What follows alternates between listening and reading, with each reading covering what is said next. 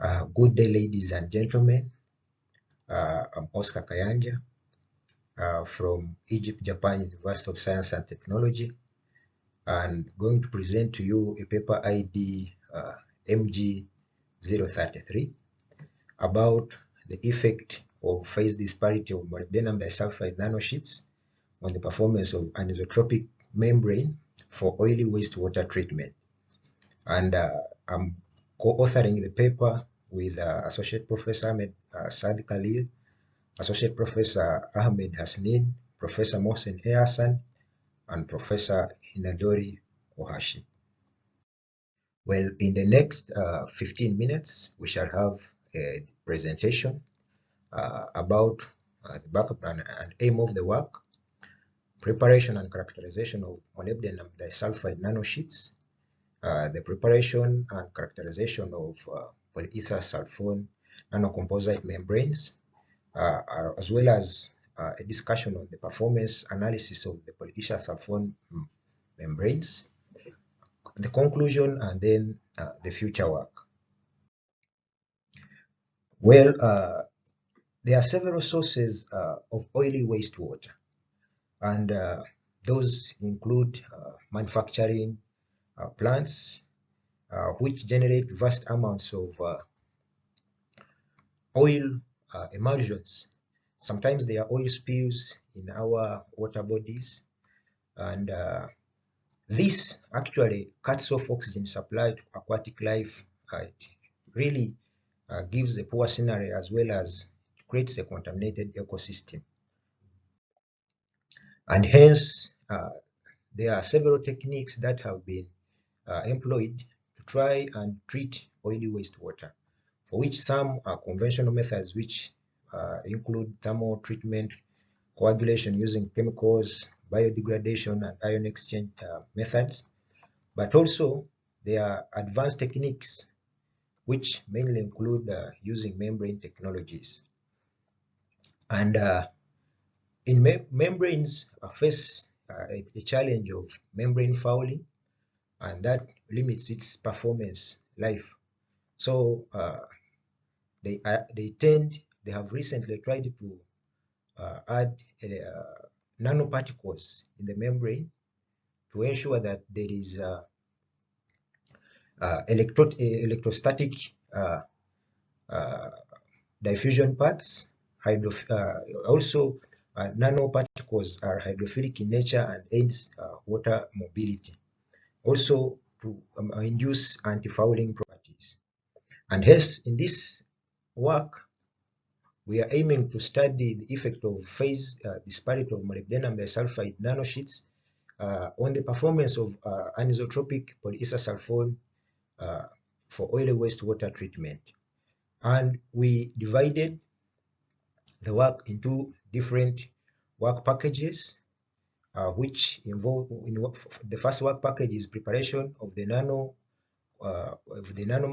nanomaterial, and then the second work package is embedding the nanomaterial, which is the guest, into the membrane, which is the host, and then analyze the performance. Well, we employed a technique used by Mohammed R. Sabeh and others while preparing molybdenum disulfide nanosheets.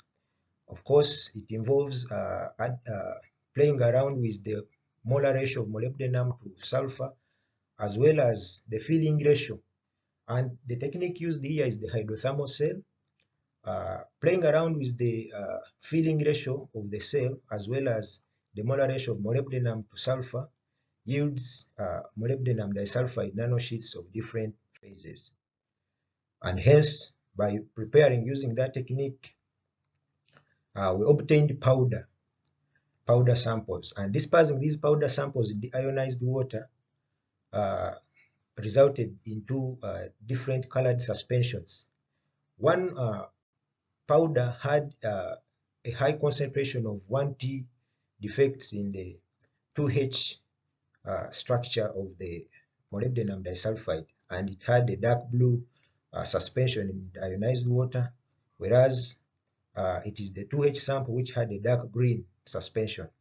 And observing the powders under the scanning electron microscope revealed the the flower-like structure of molybdenum disulfide nanosheets on nanospheres. The UV ultraviolet spectrophotometer characterization of the powder suspensions in the ionized water revealed there is two characteristic peaks, one at 628 and another one at 667. This was for the 2H molybdenum disulfide, and it was corresponding to the excitation in the Brouillon K zone of the 2H phase, and it was not shown in the other mixed phase samples of molybdenum disulfide. And also using the avometer, we realized that the high concentration of 1T had a low resistance, and the 2H sample had a high resistance. Went ahead to disperse the powders in the molybdenum, rather in the polyether sulfone, and we first obtained the solvent which would dissolve the polymer itself, which is polyether sulfone, and the solvent used was NMP.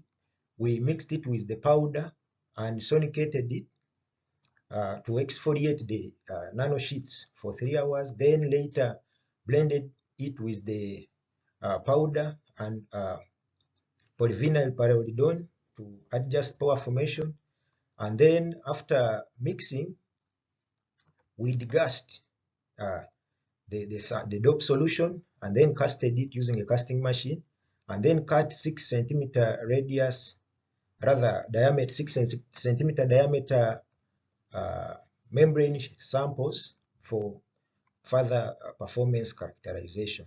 And we used 0.28% of molybdenum in the dope solution, since it was used by Samira Aref as an optimum weight percent to be added in polyether sulfone dope solution. Of course, we had also the unmodified as well as polyether sulfone modified with the 3 molybdenum disulfide powder samples. And the unmodified polyether sulfone showed a clear SEM image, surface image, as well as cross section, whereas for the modified one, it showed the presence of the particles. And of course, since the nano particles were colored, they also adjusted the coloration of the membranes. Well, since the nano additive, the presence of the nano additive tries to slow down pore formation, so we realized that the average pore size as well as the bubble point were reduced by the presence of the nano additive in the polyether sulfone membrane.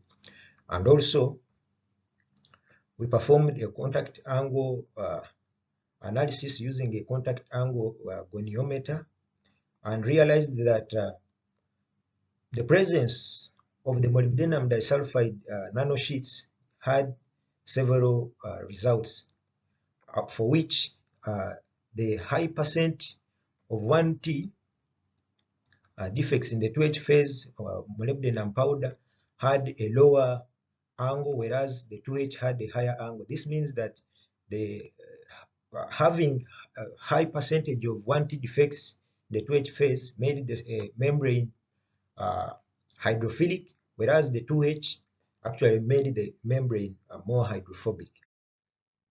Went ahead to check in the third work package the performance of the nanocomposite membranes, and of course all the modified membranes had better pure water flux, but with the 1T, the high percent of 1T defects having the higher pure water flux. Also, the permeability of 0.5 grams per liter oil emulsion across the membrane sheets were also as shown in this plot. And of course, it showed that the high percent the defect in the 2H phase of molybdenum had a better performance as compared to the others. Then we went ahead to use the COD analysis to check for the concentrations of oil before and after the filtration experiments, and this enabled us to compute for the rejection. And as shown in the results, the high percent of defects in the 1T, actually rather high percent of 1T defects in the 2H phase showed a superior rejection of 98%. And these are the feed as well as the permeate solutions after the filtration process. So in this work, we successfully prepared molybdenum disulfide of different phases and revealed nanospheres under SEM micrographs, as well as with different UV-Vis and resistance characteristics, blended the molybdenum disulfide nanosheets within the anisotropic polyester sulfone membrane, which altered the membrane properties and obtained a rejection of 98% with the 1T, the high percentage of 1T defects in the 2H phase. So we shall in the next later on try to follow up with the performance towards other organic foulants, and also study the fouling behavior of the nano composite membrane embedded with the molybdenum disulfide of different phases. Special thanks goes to my research team, the lab engineer, and the funder.